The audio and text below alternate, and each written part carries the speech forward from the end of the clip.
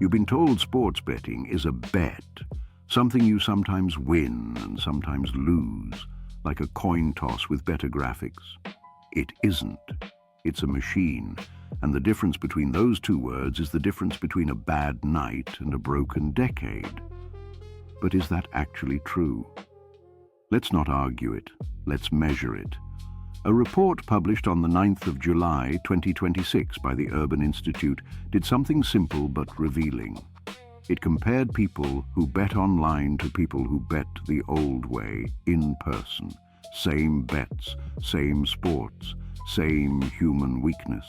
But the online group was 15 times more likely to have missed a bill payment. 15 times. The only thing that changed between the two groups was the phone in their hand. Sit with that for a second, because it rewrites the whole story. It means the delivery mechanism, not the gambling itself, is what breaks households. We're 20 seconds in, and you already have the thesis. If you hold a savings account, a retirement fund, or a credit card, this reprices all three. Because the money doesn't vanish into thin air, money never does.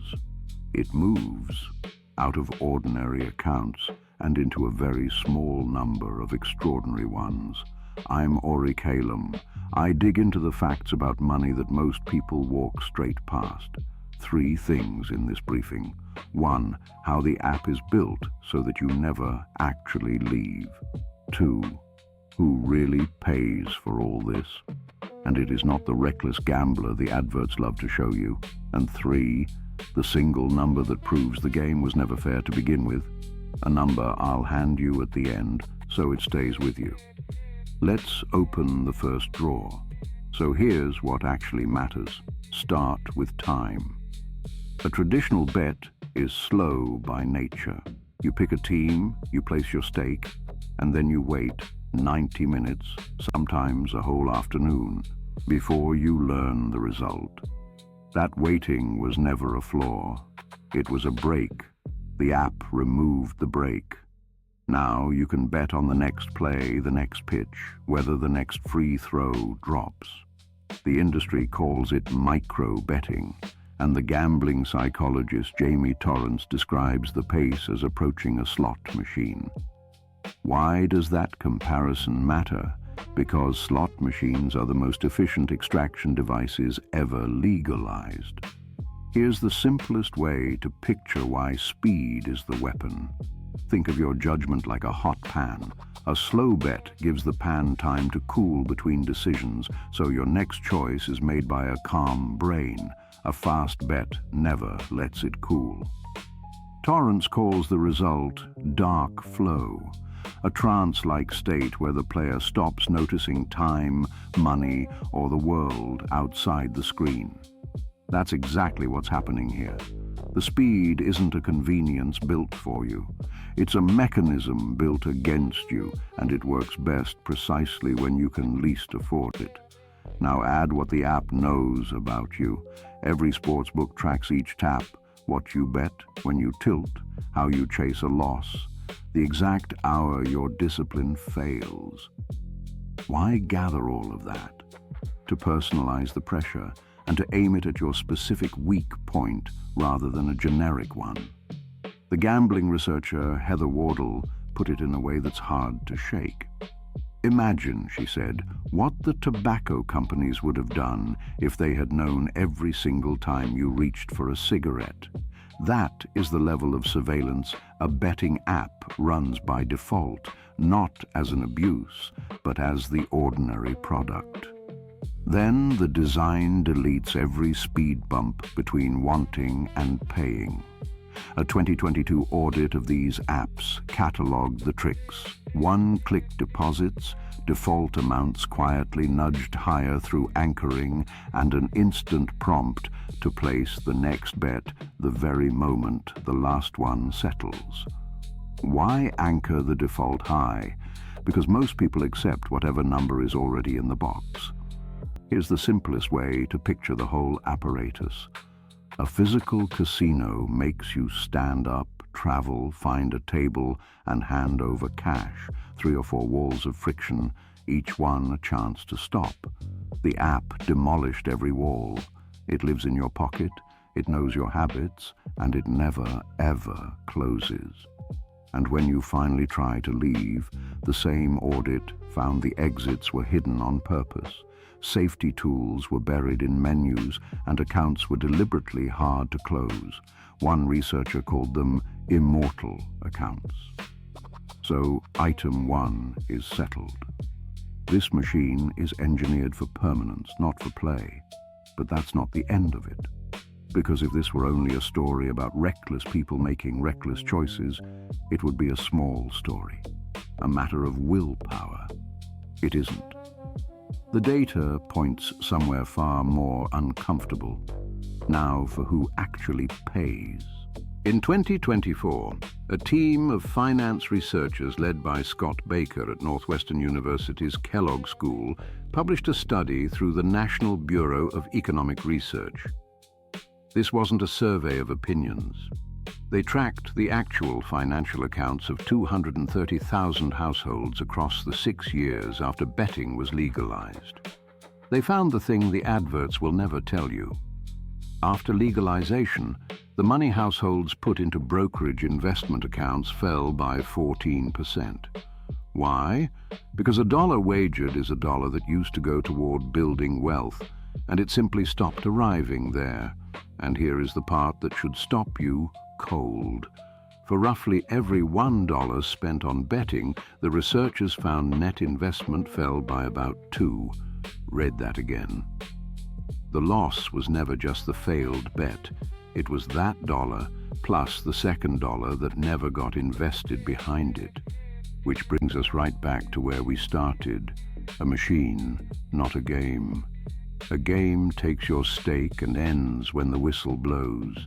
A machine takes your stake and then quietly reaches past the whistle into the future you were supposed to be funding.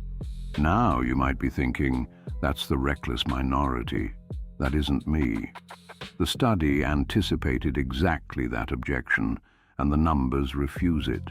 The heaviest damage did not land on people betting fortunes for fun. It landed hardest on households that were already financially constrained.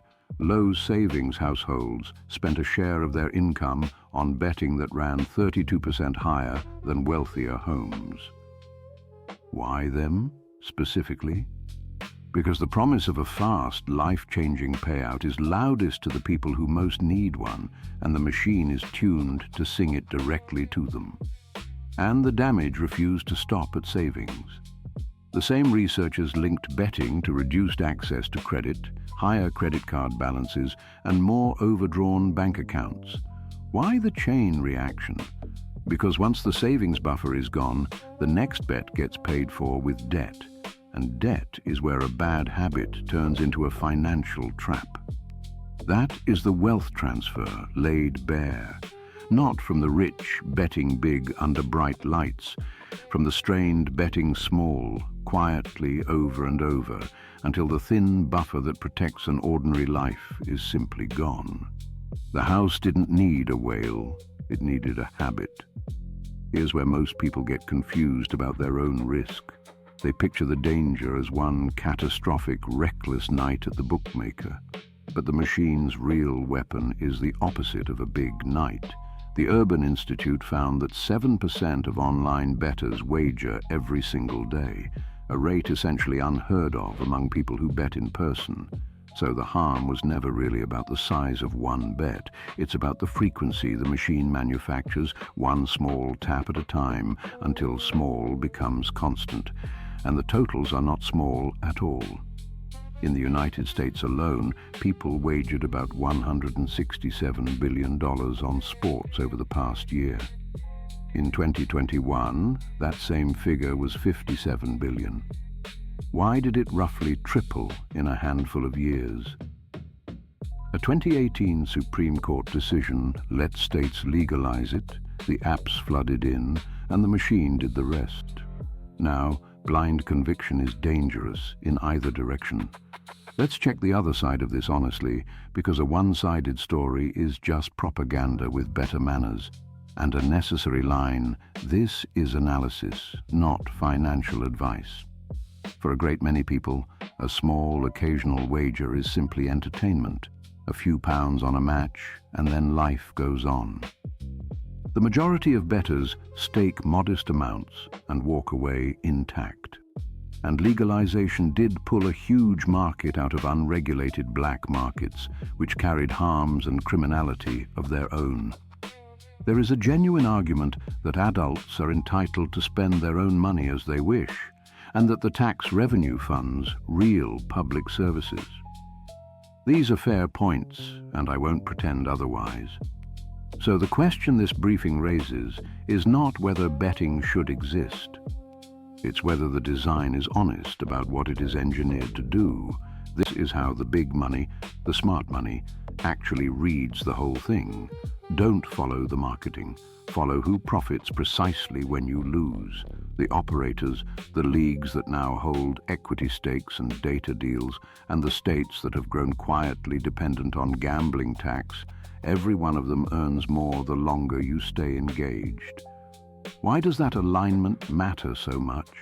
Because when everyone seated at the table profits from your attention, no one at that table is paid to protect it. So don't get carried away, but don't feel powerless either. You can read this machine before it finishes reading you. 3 checkpoints to watch, just 3, and they cost you nothing but attention. Checkpoint 1 is friction and which way it runs. If an app makes depositing instant but withdrawing slow, that asymmetry isn't an accident. It's the business model in plain sight.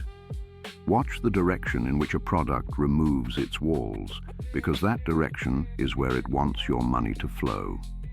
Checkpoint 2 is the free bet. A risk-free or bonus offer is not a gift, however it's wrapped. It's a customer acquisition cost, money spent to buy your habit. And that tobacco comparison from earlier is the reason to treat it with suspicion rather than gratitude. Free is the most expensive word in the app.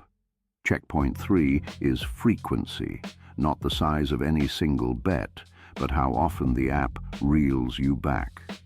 If you're being nudged to return daily, the Urban Institute's own data places you in the highest harm group already. That rhythm, not the stake, is the signal that matters most. Now the other side of the ledger, in fairness and in full. 3 risks to hold in view, because a checkpoint you notice but ignore simply becomes a cost you pay later with interest. Risk 1 is chasing, the instinct to win it back, which is the exact instinct the fast bet design exists to exploit. Risk 2 is debt substitution, paying for bets with credit once savings run dry, a step the Kellogg study tied directly to higher card balances. Each risk feeds the next. Risk 3 is the quiet one, and the reason I made this briefing. It's the wealth you never built, the 14% that stopped flowing into your future and never came back. That loss makes no sound and shows up on no statement, which is precisely why it's the most dangerous of the 3. But step back. There's a bigger picture worth seeing here, and it's larger than any scoreboard. This is not really a story about sport, and it isn't even really a story about gambling. It's a preview of what happens when any product can live in your pocket, learn your weakest moments, and erase every pause between impulse and payment. Betting simply arrived there first because sport gave it a respectable disguise. It will not be the last industry to make the trip. So let me bring it together. Don't overcomplicate it, and don't moralize it either. Hold one realistic picture in your head, and let the picture do the work. If you remember one thing from this briefing, make it this number. For every $1 that goes into the machine, roughly $2 leave your future. The house edge was never the real cost. The real cost is everything that money would quietly have grown into over the years you'll never get back. The game was never fair, because it was never really a game, and that was the point I promised you at the start. It's a machine, and now you can see the gears turning. Seeing them clearly is the entire reason to watch this closely before the next machine arrives wearing a friendlier face. If this made something click, a like genuinely helps the briefing reach someone who needs to see the gears too. And tell me below, what's a product in your own pocket that feels engineered so you can never quite stop? I read them, all of them.